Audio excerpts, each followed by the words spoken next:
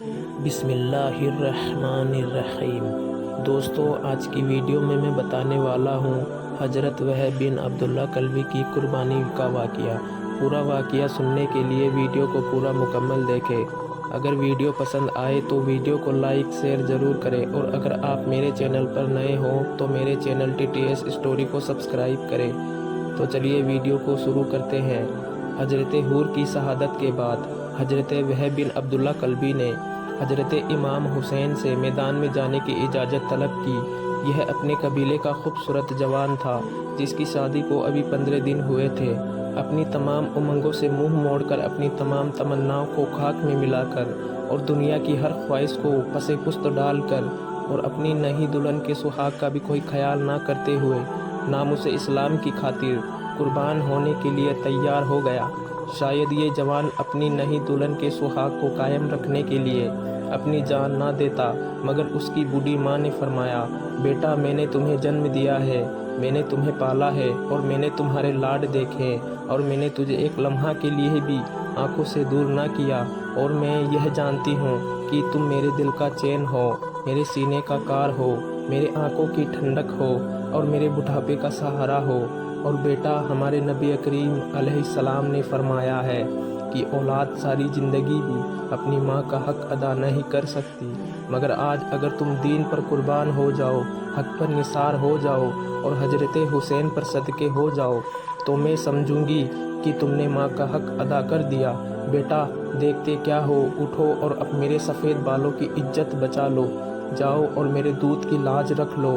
بیٹا، میں بوڑھی عورت ہو کر بھی یہ برداشت نہیں کر سکتی کہ ہمارا آقا حسین ایک بہت بڑی مصیبت اور ایک سخت امتحان میں مبتلا ہو، اور میں دیکھتی رہوں۔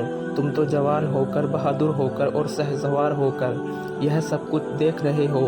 اگر تم نے میرا حکم نہ مانا تو پھر نہ میں تجھے اپنا دودھ بخشوں گی، اور نہ ہی قیامت میں تمہارا یہ جرم معاف کروں گی۔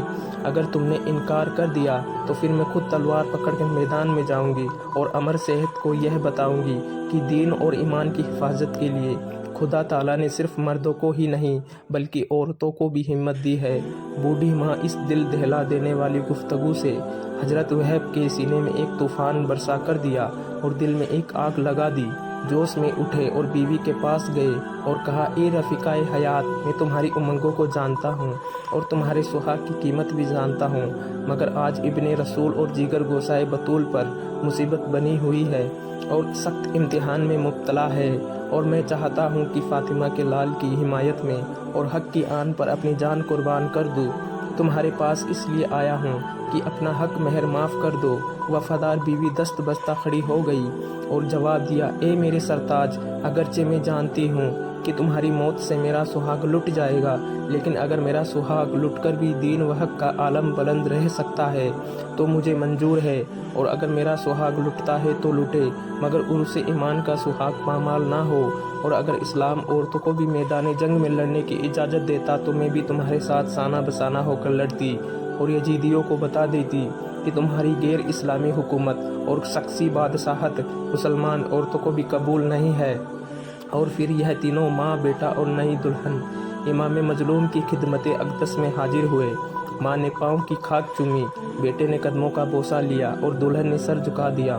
وہب کی ماں نے عرض کی، یا ابن رسول اللہ، یہ وہب میرا ایک ہی بیٹا ہے، اور میری زندگی کا آسرا ہے، اور میرے بڑھاپے کا سہارا ہے۔ یہی میری دولت ہے، یہی میری کمائی ہے، اور یہی میری پونجی ہے۔ یا سید، میری یہ حقیر سی قربانی قبول فرما لو۔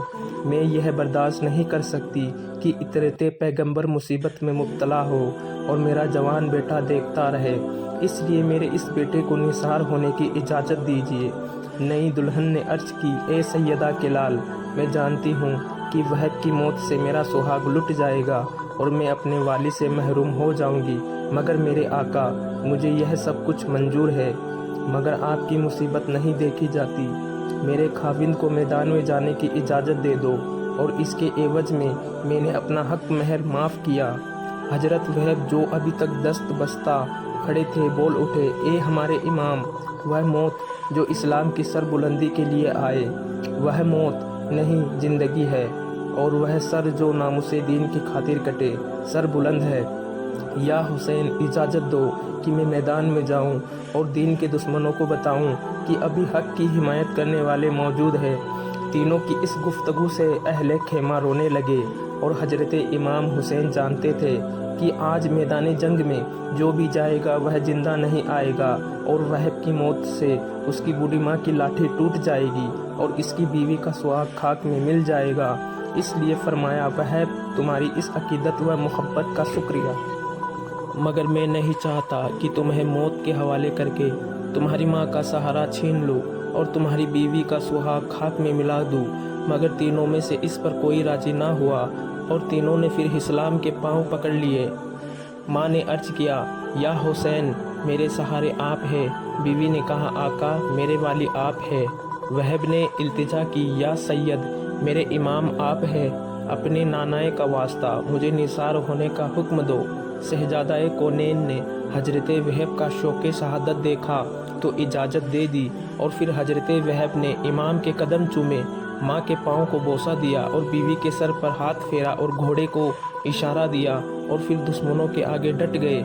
سر پر لوہے کا کھود تھا اور ہاتھ میں فولادی شمشیر پشت پر ڈھال تھی، اور ایک دوسرے ہاتھ میں نیزہ۔ محکم بن طفیل ایک سامی شہسوار مقابلے میں آیا اور پھر دو تلواریں لہرائی اور ٹکرائی، نیزے ابھرے اور چمکے۔ وہ بھی شہسوار تھا، یہ بھی تجربی کار تھا، وہ یزیدی کنہ تھا، یہ حسینی شیر تھا۔ وہب نے گھوڑے کو ایڑ لگائی اور بجلی کی طرح اس کے سر پر پہنچا، اور پھر فولادی شمشیر اٹھی اور محکم کے سر پر گری۔ وہ خاک پر تڑپنے لگا۔ یزیدی لشکر میں خاموشی چھا گئی اور حیرت سے ایک دوسرے کا منہ تکنے لگے کہ کون مقابلے میں جائے۔ ادھر حضرت وہب نیزہ ہلا ہلا کر للکار رہے تھے کہ یزیدی کتوں، آؤ حسینی شیر کا پنجہ دیکھو، اور جب کوئی مقابلے میں نہ آیا تو شوق شہادت میں خود ہی بھوکے شیر کی طرح قلب لشکر میں جا پہنچے۔ یزیدی بھیڑوں میں کھلبلی مچ گئی اور امر سید پکارا، بہادرو تمہیں کیا ہو گیا ہے کہ تم حسین ابن علی کے ایک ساتھی کا مقابلہ بھی نہیں کر سکتے؟ اور تمام نے مل کر حضرت وہب پر حملہ کر دیا۔ ایک تیر آپ کے گھوڑے کی پیشانی پر لگا، گھوڑا گر پڑا اور حضرت وہب پا پیادہ ہی لڑنے لگے۔ زخموں پہ زخم کھا رہے تھے مگر ثابت قدم تھے، اور اس حالت میں بھی 40 یزیدیوں کا قتل کر دیا۔ آخر ایک تیر آپ کے سینے میں لگا، بے ہوش ہو کر زمین پر گر پڑے، اور دشمنوں نے موقع دیکھ کر آپ کا سر تن سے جدا کر دیا۔ امر سید نے آواز دی، حسین اپنے دوسرے ساتھی کی بھی لاش لے جاؤ۔ وہب کی ماں یہ نظارہ دیکھ رہی تھی، دوڑی اور اپنے بیٹے کا سر جھولی میں اٹھایا، کلیجے سے لگایا اور پھر دلہن کی گود میں ڈال دیا۔ دلہن نے اپنے سر کے والی کا سر اپنی گود میں دیکھا تو ایک چینخ ماری اور اپنی جان دے دی۔ انا للہ و انا الیہ راجعون۔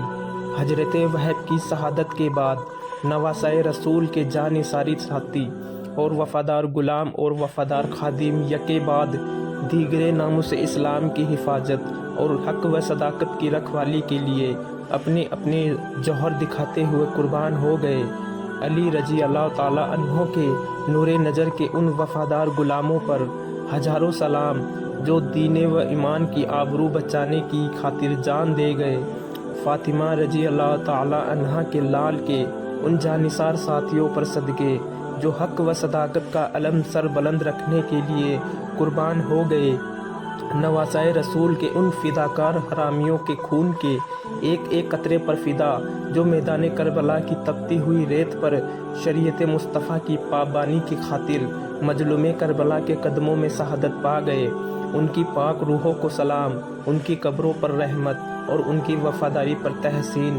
اب خاندان نبوت کے مقدس قدموں میں صرف اہل بیت اطہار کے چند بوڑھے، 2-4 جوان اور 1-2 بچے ہی رہ گئے تھے جو نوشت تقدیر کو پورا کر کے اور قدرت کے عطا کیے ہوئے مرتبہ شہادت کے اجلی عطیے کو حاصل کر کے کفر و باطل کے اندھیروں میں اپنے خون سے حق و اسلام کی شمع جلا کر کی تفسیر بننے والے تھے، اور جو دنیا کے باطل پرست انسانوں کو یہ بتا کر کہ حکومت صرف اللہ کی ہے اور قرآن صرف خدا کا ہے اور اطاعت صرف خدا اور اس کے رسول صلی اللہ علیہ وسلم کی ہے، مرتبہ شہادت پر فائز ہونے والے تھے اور جو یزیدیت کے فسق و فجور کے اندھیروں میں اپنے خون سے سما حسینیت جلانے کے لیے تیار کھڑے تھے۔ امید کرتا ہوں آپ کو ویڈیو پسند آئی ہوگی۔ اگر پسند آئی ہے تو ویڈیو کو لائک شیئر ضرور کریں، اور اگر آپ میرے چینل پر نئے ہوں تو میرے چینل TTS اسٹوری کو سبسکرائب کریں تاکہ میں آپ لوگوں کے لیے سچے اور اچھے اسلامک بیانات ویڈیو لاتا رہوں۔ خدا حافظ۔